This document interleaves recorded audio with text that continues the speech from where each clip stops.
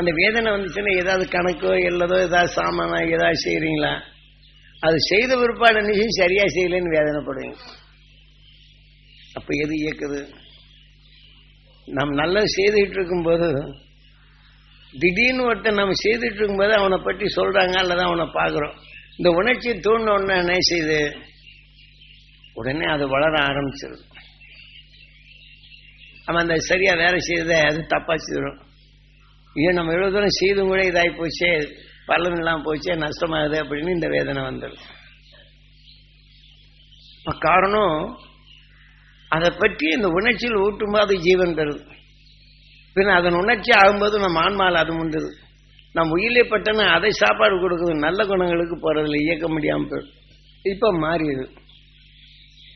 இப்படி நமது வாழ்க்கையும் நாம் தப்பு செய்யாமல் இருந்தாலும் உன்ன பதிவு செய்த அந்த உணர்வுகள் அந்த அணுக்களா மாறி நம்ம அணுக்களா இருக்க போகும்போது இந்த நினைப்படுத்தின உடனே இந்த நம்முடைய மாற்றங்கள் நிறைய ஆகுது. நம்ம தப்பை செய்யறதில்லை.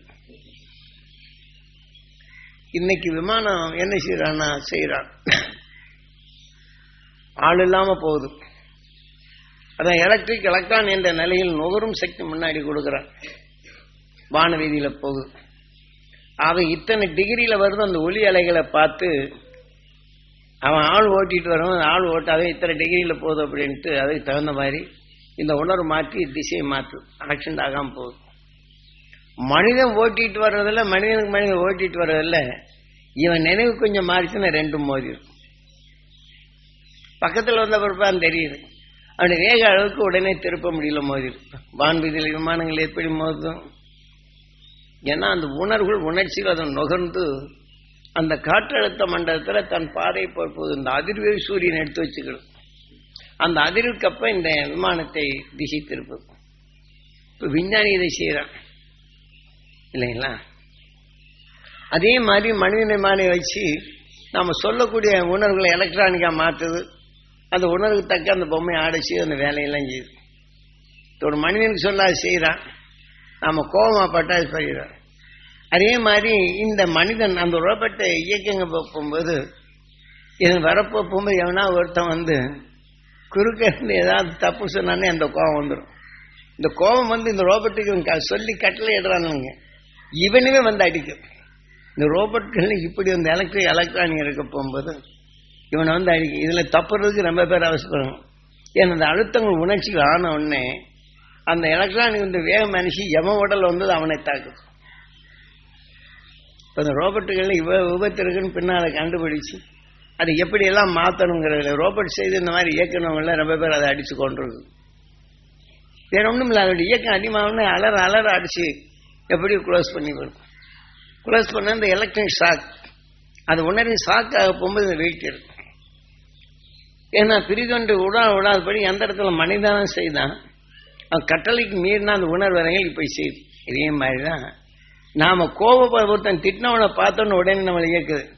நல்ல காரியங்களை செய்துவிட்டு எப்படி அவனை பராமரு அந்த உணர்வு அவனை உதைக்கணும். இந்த உணர்வு வரும். ஏன்னா இது விஞ்ஞானம் நிரூபிக்குது. இயக்கின் உண்மையின் உணர்வுகளே நம்ம ஞானிகள் இவ்வளவு தெளிவாக கொடுத்தது. ஏன்னா இதெல்லாம் கலந்து நீங்க தெரிஞ்சுக்கிட்டீங்கன்னா நாம் எப்படி இயங்குறோம், எப்படி இயக்குது நமது உயிர் அங்கிற வகையில் நாம தெரிஞ்சுக்கலாம். நாம எப்படி இயக்கணும், நாம ஒருத்தர் கோவிச்சம் பண்ணோம்னா அதை நம்மளை இயக்கிறது. நாம அதை எப்படி நம்மளுக்கு தேசியா மாற்றணும், நம்மளுக்கு உதவியா மாற்றிக்கணும் அப்படின்னு சொன்னா அதுக்கு ஒரு சக்தி தேவை. அந்த சக்தி ஊட்டுறதுக்கு தான் துருவ நட்சத்திரம் இப்படி பல கோடி சரீரங்களை மாற்றி இன்னைக்கு துருவ நட்சத்திரமா இருக்கு. எத்தனையோ கோடி சரீரங்கள் இருந்து தப்பி அது மீள வேண்டும் என்ற நிலையாகி மனிதனாக வந்தது. மனிதனாக வந்ததுல அகசியன் என்ன செய்யறான், அவங்க தாயாரு விஷம் கொண்ட மிருகங்களிடம் தன்னை கொண்டு சாப்பிடும் நினைச்ச உடனே இந்த பச்சளை வாசனை கண்ட பின் அந்த மிருகங்கள், ஏன்னா இந்த வாசனை கண்டவன எதிரி, அப்ப அதுக்கு எதிரியான பாடு அந்த விஷம் தணிஞ்சு போகுது. இதை வந்து இந்த மனம் தான் இப்போ எலக்ட்ரிக் எப்படி எலக்ட்ரானிக்கை மாற்றுதோ இதே மாதிரி. இப்போ நம்ம ரோட்ல போயிட்டே இருக்கிறோம், ஒரு பக்கத்தில் ஒரு விஷயத்தை ஆவியா மாத்துறான், வேக வச்சு பிரிக்கிறான். அது பிரிச்சாலும் இதுல இருந்து வெளியே வந்தது சூரிய நிலையில எடுத்து வச்சுக்கிறது. அந்த விஷமான நிலைகள் பரவி இருப்போது நான் முன்னாடி போனவன் அந்த நிலையை காத்துல கலந்து வந்திருக்காது, அவன் அங்க தப்பி போயிடுறான். நான் பின்னாடி வரப்போ இங்க வர்றதுக்கு நம்ம நுகர்றதுக்கு உடனே இங்க போன ரோட்ல மயக்கப்பட்டு விழுந்தான் ஆயிடும். இதுவும் சந்தர்ப்பம் தான். இப்ப இந்த காற்றை நாம் சந்தர்ப்பத்தில் நுகர்றது நம்மளை எப்படி எல்லாம் மாற்றி அமைக்குதுங்கிற வகையில இன்னும் இதெல்லாம் இயற்கை நீங்க தெரிஞ்சுக்கணும். இல்லாமனா நாம திடீர்னு கோவம் வந்துச்சுன்னா அதைத்தான் பிடிச்சுக்கிறோம். இப்போ நம்மளுக்கு எதிரி எங்க போறான்னா கோவம் வந்துடுது. அந்த சமயத்துல அம்மா அப்பா கூப்பிடுறாங்க அப்படின்னு சொன்னா போறோம், போ சொல்றேன், என்ன ஒரு அவசரம் வந்துட்டோன்னு என்ன வந்துச்சுன்னு அங்கே சொல்லுவாங்க. திருப்பி சொன்ன உடனே சொல்லிட்டு இருக்கீங்க எல்லாம் நம்மளை எதிர்த்து பேசுறதுக்கு உடனே இந்த சண்டை அங்க போய் வீட்டுல சண்டை போட சொல்லணும், பிள்ளைய வச்சு கூப்பிட சொல்லணும். அப்ப எது இயக்குது? அந்த உணர்வு வழிப்படி நல்லவங்களையும் தன் மனைவி கூட எதிர்க்க சொல்லும். மனைவி மட்டும் இல்ல, ரொம்ப சிறிய உற்ற நண்பனா இருந்தாலும் கூட அது என்னப்பா உனக்கு நீ போயா ரெண்டாவது சொல்லப்பான்னா எல்லாம் இப்படிதான் நம்மளுக்கு எதிரியாதான் மாறணும் அவரோட சண்டை போச்சு. ஏன்னா அந்த கார உணர்ச்சிகள் யார் பட்டாலும் அவங்களை வெறுக்கும் தன்மை தான் வருது. தப்பாறு செய்தது நெருப்புல ஒரு பாத்திரத்துல போட்டு மிளகாய் போட்டு வறுத்தவன்னு என்ன செய்யுது, இங்க உங்களால உட்கார விட முடியறதில்லை. இப்ப இயக்குறது எது? அதான் இயக்குது. இதே போல ஒரு மருந்து காய்ச்சறவங்க அங்க காய்ச்சறாங்க, அது மனிதன் உடம்புக்கு நல்லதாக தான் காய்ச்சறாங்க. அதுல காய்ச்ச போகும்போது சில பொருளை சேர்த்தன விஷங்கள் வந்து பிரிச்சு எடுக்குது. அந்த விஷம் இருந்து பிரிச்சு எடுக்கும்போது சில மருந்து செய்வங்களை பாருங்க, நோந்தொன்னு உடல்ல அவங்களுக்கு மற்றவங்க மருந்து செய்து நல்லதாகுது. அந்த மருந்து செய்யறவங்க பார்த்தோன்னா சோக நீரா மாறி இந்த ஆவியை சுவாசிக்கிறாங்க. விஞ்ஞான அறிவிப்படான எந்திரத்துல பிரிச்சு இதை வராம தடுத்துறேன். நாம எல்லாம் மருந்து செய்யணும், கடாசெட்டியில் போட்டு இதெல்லாம் மருந்துகள்லாம் போட்டு இது பண்ணுவோம். இது நல்ல மருந்துகள்லாம் இதோட இறங்கிடும். அந்த விஷம் எல்லாம் அந்த ஆவியா போகுது. அது பச்சையா சாப்பிட்டா நம்ம கொண்டு போடும். அந்த ஆவி வர போகும்போது இந்த மருந்து செய்யறாங்க பாருங்க, அவங்க உடல்ல போடும். அவங்க பார்த்தோம்னா அந்த மயக்க நிலை வரும். சில பச்சளைகள் இருக்கக்கூடிய விஷம் எதுவும் இதை எடுத்து மற்றதோடு சேர்த்து சமப்படுத்தி ஒரு நிலைக்கு உருவாக்கி மருந்தா கொடுக்குறோம். வேக வைக்கும்போது விஷத்தை மாற்றுது. அப்ப அந்த விஷத்தை போகும்போது பக்கத்துல இருக்க பார்த்தா அந்த உணர்வுக்கு இதுக்கு ஒத்துக்கல, இவங்களுக்கு மேலெல்லாம் இருக்கு பாவி இந்த மாதிரி மருந்தை காய்ச்சுறாங்க, இந்த மாதிரி இப்போ என் உடல்லாம் இருப்போம் என்னைக்குதான் இது பண்ணாங்களோ அவங்க தொலைஞ்சு போறான்னு இவங்க திட்டிட்டு இருப்பாங்க. ஆனா இவங்க மருந்துக்கு கூலிக்கு காசுக்காக வேண்டி வேலை செய்தாலும் இந்த மருந்து சீரமைப்பு பார்த்தோம்னா கடைசியில அந்த ரத்தங்கள்ல இது மாறி மாறி இவங்க உடலும் சோகமா மாறும். மருந்து காய்ச்சுறவங்களுக்கு இந்த பார்க்கலாம், வைத்தியசாலையில மருந்து காய்ச்சோன்னு சொல்லுவாங்க. அவங்க எல்லாம் பாருங்க ரொம்ப நாள் நீடிச்சிருக்க மாட்டாங்க. இந்த மருந்து சாப்பிட்றவங்களுக்கு நல்லதாக இந்த மருந்து காய்ச்சுற இடத்துல சில இது இருக்கும். அந்த மருந்தை காய்ச்சுற வைத்தியர்களோட சொல்லிட்டு போயிடுவாங்க, இங்க கூலிக்கு அவன் வேலை செய்யறான், அதனால அவங்க ரொம்ப நேரம் அவங்க தப்பிக்கிடுவாங்க. இந்த மருந்து செய்யறவங்க எந்த விஷயத்தன்மைக்காரன்னு சில பேர் அரைக்கிற இடத்துல பாருங்க, இந்த ஆவிப்பட்ட உடனே மருந்து எடுத்து அந்த ஆவிப்பட்டவங்க பார்த்தோம் முகமெல்லாம் நலிஞ்சிருக்கு. வைத்தியசாலைகள் நீங்க பார்க்கலாம். இதெல்லாம் எதை காட்டுது அப்படின்னு இதெல்லாம் நாம் தெரிஞ்சுக்கணும். நாம தொழிலுக்காக வேண்டி செய்யற இந்த உணர்வு பெருகுது, நம்ம உடல்ல திசைகள் மாற்றுது. இந்த மாதிரி நாம் உணர்வுகள் நாம் எத்தனையோ கோடி சரீரங்களை கடந்து இன்றைக்கு நாம் மனிதனாக வந்திருக்கிறோம். மனிதனான பின் என்ன செய்யுது, நான் நுகர்ற உணர்வெல்லாம் நம்ம ரத்தத்துல கலக்குது. இந்த ரத்தத்துல கலந்த உடனே அந்த அணுக்களை சுவாசிக்குது.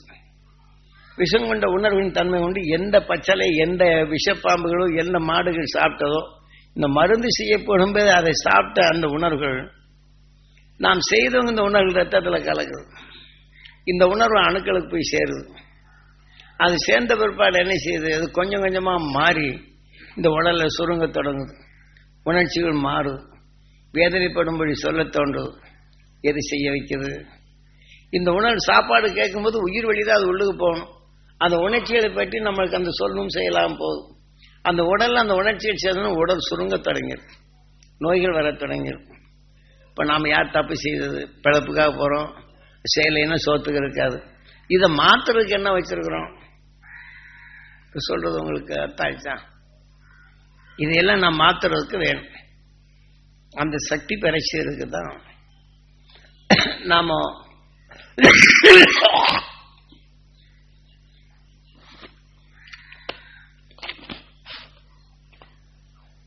உங்களுக்கு இதெல்லாம் ஏன் சொல்றேன் அப்படின்னு சொன்னா, உங்க நல்ல குணங்களுக்கு நீ கேட்டு உணர்ந்து சொல்லிக்கிட்டே இருக்கிறீங்க, எதை நல்லது பெறணும். அப்ப நம்ம உணர்வு எது செய்யுதுன்னு சொல்றோம். அது சொல்லிட்டு இருக்கும்போது ஏற்கனவே அப்ப அந்த துருவ நட்சத்திரத்தின் உணர்வை நாம் கலந்து நான் வச்சிருக்கிறேன். அது உங்களுக்கு இது கலந்து இந்த உண்மையின் உணர்வை நீங்க அந்த நல்ல உணர்வை தெரிஞ்சுக்கணும், இது வளர்க்கணும். அந்த நிலையோட தான் எண்ணிட்டு நான் இப்ப சொல்றது தாச்சுங்க. இதை சொல்லி உங்களுக்கு உணர்வுக்குள்ள கொஞ்சம் கொஞ்சமா இது பாயும்போது என்ன செய்யுது, இதை மாற்றி அமைக்கும் சக்தி உங்களுக்கு தன்னால வந்துடும். அப்ப இதை மாற்றி அமைக்கும் சக்தி எப்படி தன்னால வந்துடுது? இப்ப காலையில அந்த துருவ தியானத்தில் அந்த துருவ நட்சத்திரத்தின் பேரருளும் பேரொழியும் நாம் பெறணும்னு நினைக்கணும். இப்ப இந்த உணர்வு பட்ட உடனே அந்த அணுல கொஞ்சோண்டு இருக்கணும். அது இருந்தா அதை என்ன செய்யும், இந்த துருவ நட்சத்திர உணர்வு எடுத்து அது இதுக்குள்ளுக்கு அதை பெருக்க ஆரம்பிச்சிடும். இப்போ ஒருத்தன் வேதனைப்பட்ட உணர்வு நம்ம சேர்ந்த கூட அவனை பார்த்த உடனே இந்த உணர்வு இந்த ரத்தத்தில் கலந்து அந்த அணுக்கள் பெருக தொடங்கும். இதே மாதிரிதான் தீமைகளை வென்று இன்றைக்கு துருவ நட்சத்திரமா இருக்கிறது யாரு? அகசியன் துருவனாகி துருவ மகிழ்ச்சியாகி இன்னைக்கு ஒளியா இருக்கிறான். அவன் எப்படியா ஒளியா இருக்கிறான்? அவங்க இந்த காட்டு விலங்குகளோட மனிதன் வாழ்ந்து வந்தாலும் இப்போ நான் மனிதன் நினைச்சு மற்ற விலங்குகளை அடிச்சு சாப்பிட்றோம். நாயை சாப்பிட்றேன், பாம்பை சாகுறேன், தவளையை சாகுறேன். இன்னைக்கு ஒவ்வொரு ஊருக்கு தகுந்த மாதிரி இந்த கரப்பாம்பூச்சி கூட அவன் சாப்பிட்றாங்க. அது எண்ணெய் போட்டு சுட சுட வாயில் போட்டு சாப்பிட்றான். இந்த தைவான் இந்த பக்கம் சில இதுகள்லாம் நான் இன்னைக்கு மலேசியா பக்கம் போகும்போது இது ஒரு வேடிக்கையாக நடக்குது. அந்த சீனா கடைகளில் போனால் எதுக்குன்னு ஸ்பெஷல் பாம்பு கறி, அந்த கறி, இந்த கறி, நாய்கறி எல்லாம் வச்சிருக்கிறாங்க. அதாவது வாங்கி சாப்பிட்றாங்க. ஏன்னா ஹோட்டல்கள் இதையும் சமைச்சு வைக்கிறாங்க, அதை தேடி போய் விரும்பி சாப்பிட்றாங்க. அது சாப்பிட்டு அந்த பழக்கமாக போச்சு, அந்த கடையை தேடிட்டு தான் போக சொல்லும். ஏன்னா இன்னைக்கு மனிதன் இதை ரசித்து சாப்பிட்றோம். நாம் அதுல இருந்து தான் வந்தோம். கற்பாம்பூச்சிகள், மற்ற பாம்பு, தேளு, நரி, நாய் எல்லாமே அது சாப்பிடும். இன்னைக்கு கரையான புதுசா உருவாகுது. அதை ரெக்கம் அடிச்சு வந்த உடனே மனிதன் முதல் கொண்டு என்ன செய்யறாங்க, நீக்கிற நாடுகள்லாம் பச்சையாவே எடுத்து சாப்பிடுறாங்க. சில கிராமங்கள்ல அந்த பச்சையாவே அந்த இது அதில் பாலை சாப்பிட்டுக்கிறாங்க கரையான. அதே இது ஈசல் வெளியில வந்தோடனே தண்ணி போட்டு வசமா பிடிச்சிக்கிறாங்க. நல்லா வறுத்து மற்றதோட சேர்த்து ரசிச்சு சாப்பிட்றாங்க. இன்னைக்கு மனிதன் சாப்பிட்றான். ஆனா அந்த கரையானுடைய உயிர் என்ன செய்யுது, அந்த மனித உடலுக்குள்ள வந்துடும். மனிதன் சாப்பிட்டா மனித உடலுக்கு போயிடும். அது மனிதனா பிறகு அந்த உயிரணு அந்த அணுக்கள் மாறும். இப்ப குருவியோ காக்காவோ பாம்போ எது நக்கி சாப்பிடுதோ அது உடலுக்கு போனோன்னா அதன் உணர்வு எடுத்து அது நிறைய அந்த ரூபமாக்க மாறும். அதனுடைய சந்தர்ப்பம் அது. இதுகெல்லாம் இந்த இயற்கை உருமாற்றங்கள். இப்படி நம்ம வாழ்க்கையில் இன்னைக்கு நாம பாக்குறவங்க கேட்கிறவங்கள ஓம் நமசிவாய ஓம் நமசிவாய நம்ம உடலாக மாட்டிக்கிட்டே இருக்குது. அப்ப அந்த உடலாக மாட்டிட்டு இருக்கும்போது இப்ப மனிதன் எங்க போறோம், வேதனைப்பட்ட உணர்வுகள் எல்லாம் நம்ம உடல்ல பலவிதமான அணுக்கள் ஆகுது. அப்ப நல்ல அணுக்களை கொண்டு இந்த இடம் பிடிச்சுக்கிட்டே இருக்கும். பக்கத்தில் இருக்க நல்ல அணுக்கள் செத்து போகும். நல்ல அணுக்களால் உருவான அந்த உறுப்புகள் என்ன செய்ய சுருங்கி போகும். இப்போ நோயா வரும்போது என்ன செய்யுது, நல்ல அணுக்கள் விஷம் தாக்கணும்னா இருக்கலன்னா இது என்ன செய்யுது, செத்து போகுது. இந்த நல்ல அணுக்களால் உருவான உறுப்புகள் சுருங்கி போகுது. இப்போ டாக்டர்கிட்ட போய் எத்தனை வேதனை செய்ய என்னென்னமெல்லாம் சொல்றாங்க இல்லைங்களா. அப்ப இது சுருங்கி போச்சுன்னா இன்னைக்கு மனிதனா இருக்கிற மாற்றி அது வந்து மற்ற மிருகங்களுடைய நிலைகளும் மற்ற உறுப்புகள் சுருங்கி அதுக்கு தகுந்த மாதிரி அந்த உருவம் எடுக்குது. இப்ப நான் மனிதனா இருக்கிறோம்னா நுகர்ந்த உடனே இதுக்குள்ளே நம்ம ஒரு பெரிய மாற்றமாகி வவால் மாதிரி ஆயிப்போம், என்னென்ன மாதிரி ஆகிறோம். இப்ப இந்த உணர்வுகள் என்ன செய்யுது, நம்ம ரூபத்தை மாற்றி மனிதனல்லாத ரூபத்தை இந்த உயிர் உண்டாக்கிறோம். அப்ப இதுல இருந்து நான் மனிதன் இருந்து நான் ஒளியா பெறணும்னா என்ன செய்யணும் அப்படின்னு சொன்னா, பல லட்சம் ஆண்டுகளுக்கு முன்னாடி இந்த காட்டு விலங்குடன் விலங்குகளா வாழ்ந்து வந்த மனிதர்கள் புலசியர்கள் என்று சொல்வார்கள், மலைவாசிகள். இன்னைக்கு ராமாயணமோ மகாபாரதமோ மற்றது எழுதினாங்கன்னா புலசியர் எடுத்ததா இது வந்தது அப்படின்னு இந்த புலசியர் எழுதினது புலசியர் காட்டிய நிலைகள் என்று சொல்லுவாங்க. அந்த புலசியர் வம்சம்தான் இன்னைக்கு அகசியன் என்று சொல்வார்கள். ஆக மாட்டோம் காட்டு வாசிகளாக இருக்க போகும்போது இந்த இப்ப நாம என்ன சொல்ற, பச்சளைய கையில தடையிட்டோன்னு தேனு குழுவுல கைய வைங்க, அது கொட்டுதானா? கொட்டுதில்லை. ஒரு பச்சளையை தேடிக்கிட்டு அந்த பச்சை தேக்க கூட கையில வச்சுக்கிட்டு தேலை மேல விடுங்க, கொட்டாது. அப்படி விஷத்தின் தன்மை வலு இழந்து போகும். அதனால பயந்து கொட்டாது. பார்க்கலாம், தெருக்குள்ள இருக்கிறவங்க வேற கையில வச்சுக்கோமா, தேலை விட்டா கொட்ட மாட்டேங்குது. இந்த கையில இருக்க வேற ஒன்று பட்டுன்னு தட்டிடுது. ஆனா கையில இருக்க இது வேற வச்சு இந்த விஷத்தை எடுத்துக்கிறது. இப்ப நம்ம கண்ணில் பாக்குறோம் இல்லைங்க, இது தெரிஞ்சதை வச்சு இதை வச்சு காசை கொடுத்து சம்பாதிக்கிறாங்க, காசுக்கு வேண்டியது பண்றாங்க. அது தெரிஞ்சு கொண்டு அதை வச்சு லாபமாச்சு இந்த பழைப்ப. இதே மாதிரிதான் அந்த காட்டு விலங்குடன் விலங்குகளா வாழப்போகும்போது மற்ற உயிரினங்கள் அதுகிட்ட போனோம்னா மயங்கி கிடப்பது எல்லாம் பார்க்குறாங்க. இப்படி தெரிந்து கொண்ட மனிதன் தான் குகை பக்கம் இது போட்ட உடனே கொசுக்கள் வர்றதில்லை. இப்போ நம்ம வீட்டில் அனுப்பிச்சு புகை போட்டோம்னா கொசு வருதோ, இந்த வாசனை கண்டன வீட்டுக்குள்ள வருது. வாசனை தனிஞ்சுன்னு அப்புறம் கொயின்னு வந்து நம்மளை முச்சி போகுது.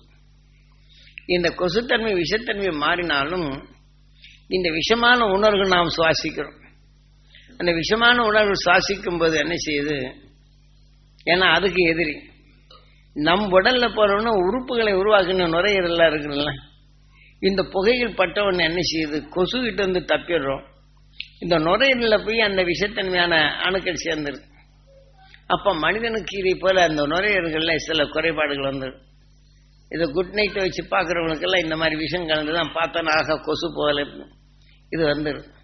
நீங்க வேற ஒன்றும் இல்லை, வேப்பலையும் மஞ்சளையும் போட்டு நெருப்புல போட்டு விட்டீங்கன்னா இந்த இவங்க சொல்ற நேரத்து புகையெல்லாம் அண்டி இருக்கு, அந்த நேரத்தில் நம்மளை ஒன்றும் பண்ணாது. நம்ம குட் நைட் வாங்கி வைக்க வேண்டியது. முதல்ல புகையை போட்டு விட்டோன்னா செவர்லாம் அந்த உணர்வு வந்துடும். கடி இப்போ அந்த ஆரஞ்சு பழம் இருக்குல்ல, கொடை ஆரஞ்சு, அந்த பழங்களை எடுத்து உரிச்சு காய வச்சு அந்த தொலியை வச்சு பொடி பண்ணிட்டு நீங்க அதில் போட்டோன்னு இந்த வாசனை போட்ட உடனே இது வேகமா இருக்கும், கொசுகள் வராது, சில பூச்சிகளும் வராது. இது நம்ம பாதுகாத்துக்கலாம். இது தெரியுது, தெரிஞ்சு சொன்னாலும் யாரும் சேர்த்துக்கிறாங்க. இதே குட் நைட் இது வருது அப்படின்னா காசுக்காக வேண்டி அதை செய்து ஏதாவது பண்ண போகும்போது அதை காசு கொடுத்து வாங்கி வச்சுக்கிறது தான் பார்க்குறோம். ஆரஞ்சு பழ தொழிலை உரிச்சு அனாவசியமா போட்டுரும்.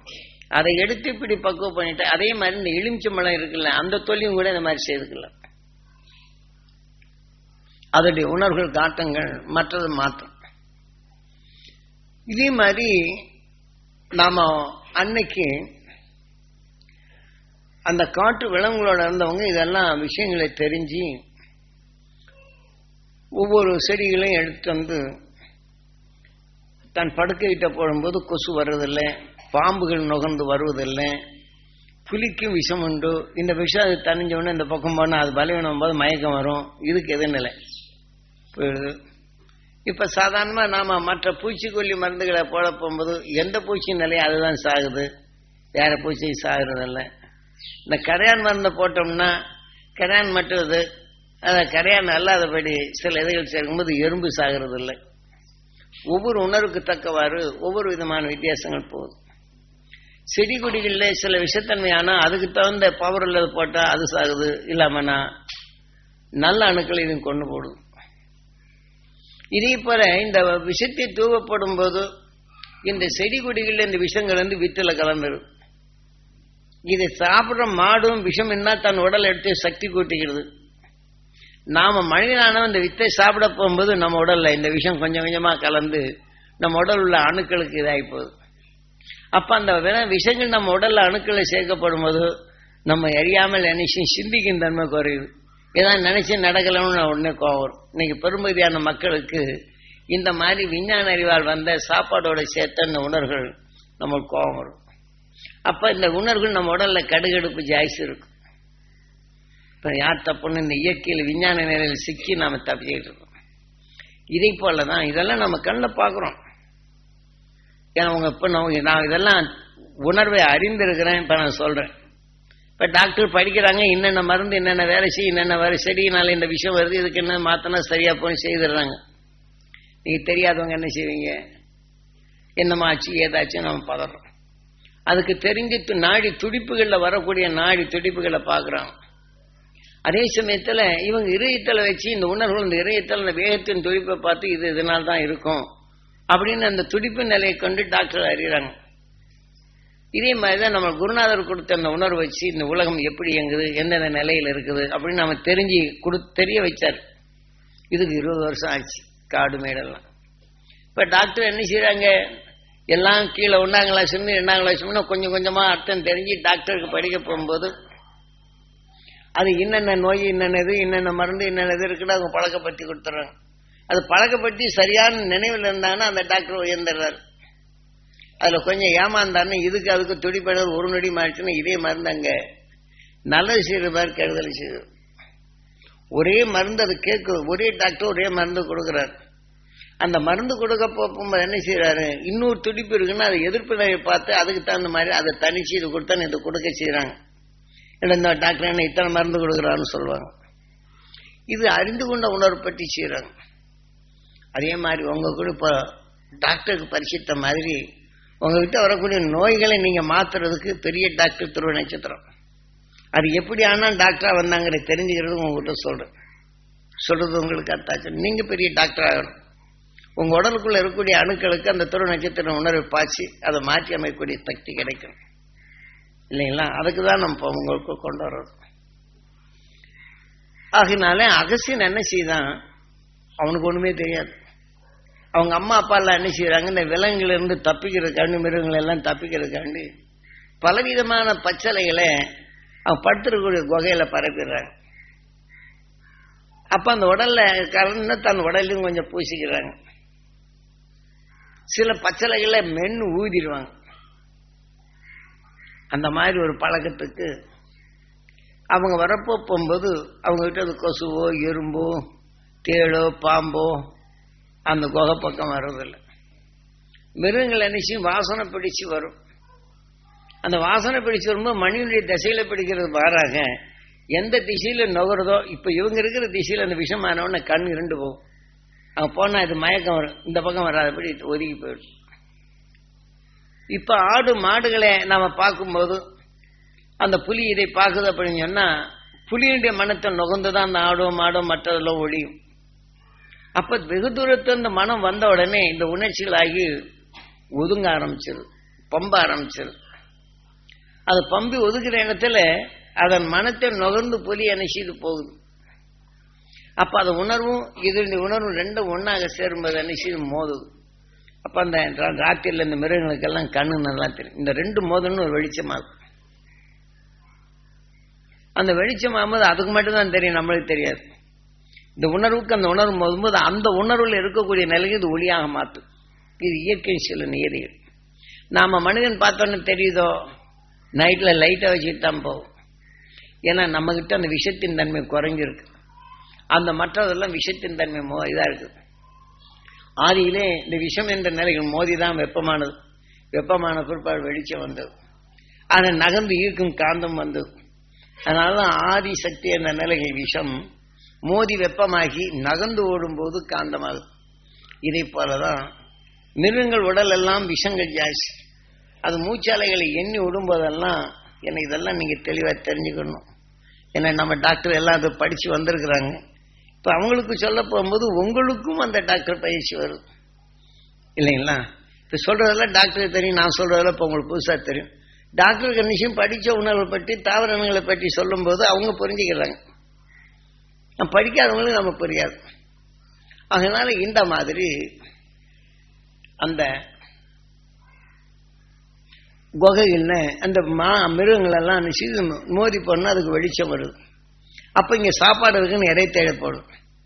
இது மனிதனானவன் என்ன செய்யறான், அதுக்கு எதிர்நிலையான இந்த வாசனை போட்டு இந்த பக்கம்னு அது மயக்கம் வந்துடும் அந்த விஷத்துக்கு.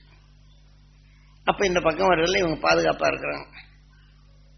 இப்ப என்ன விமானத்துல இப்ப மேல போயிட்டே இருக்கிறாங்க. மேல போயிட்டு இருக்கும் ஒரு திசையில வந்த உடனே மனிதன் ஓட்டிட்டு போறதில்ல புவி ஈர்ப்பின் தன்மை சில இடங்கள் அடிக்கடி மாறும். இந்த புவி ஈர்ப்பு நிலையில போகும்போது திடீர்னு கப்புன்னு மேல போற விமானம் கீழே எடுக்கும். அப்ப என்ன செய்யறாங்க, சுதாரிச்சு அடுத்த பக்கம் திசை திருப்போம். இப்ப விமானத்தில் என்ன செய்யறான், அந்த எண்ணத்துல குறிப்பிட்ட தூரத்து வரையிலும் போகுது. அந்த எல்லை வந்து மாற்றக்கூடிய சக்தி வரக்கூடிய அளவுக்கு என்ன செய்யறான், இது நுகரும் சக்தி கொடுக்குறான். இது மாத்தோம்னா எலக்ட்ரிக். அந்த எலக்ட்ரானை மாறினோடனே சடனாக ஒரு பக்கம் திரும்ப முடியாது. அந்த உணர்வு இருக்குதுன்னா ஒரு அளவுக்கு நைஸாக விலகி இப்படி போகுது, ஆபத்து இல்லாமல் கொண்டு போகிறோம். விஞ்ஞான அறிவில் இந்த மாதிரி இருக்கு. ஒரு சமயம் நான் டெல்லியிலேருந்து நான் மெட்ராஸுக்கு வர்றேன். அந்த டெல்லியிலேருந்து மெட்ராஸ் வரப்போகும்போது டெல்லி விட்டு கிளம்புற உடனே அது வந்த நேரத்தில் புவி ஈர்ப்பு நிலையில் வந்துருச்சு. ரொம்ப வேகத்தில் பொருள் ஜம்முன்னு கீழே இறங்குச்சு. அப்போ குருநாதர் காட்டுறாரு, இந்த இடத்துல புவி ஈர்ப்பு நிலை இருக்கனால இந்த காற்று அழுத்தத்தை வேகமாக இழுத்துறது, அது கீழே வந்துடுது. அதனால இப்போ மனிதன் என்ன செய்தாங்க, அதுக்கப்புறம் இந்த விஞ்ஞானிகள் எப்படி எலக்ட்ரானை மாற்றி ஆள் இல்லாமலேயே திசையை மாற்றி கொண்டு போகிறாங்க. அப்போ அந்த எலக்ட்ரானை மாற்றி இந்த உணர்வுகள் ஒவ்வொரு இடத்துக்கும் மாறி போகுது. இது மாறின உடனே திசை திருப்பி போகுது.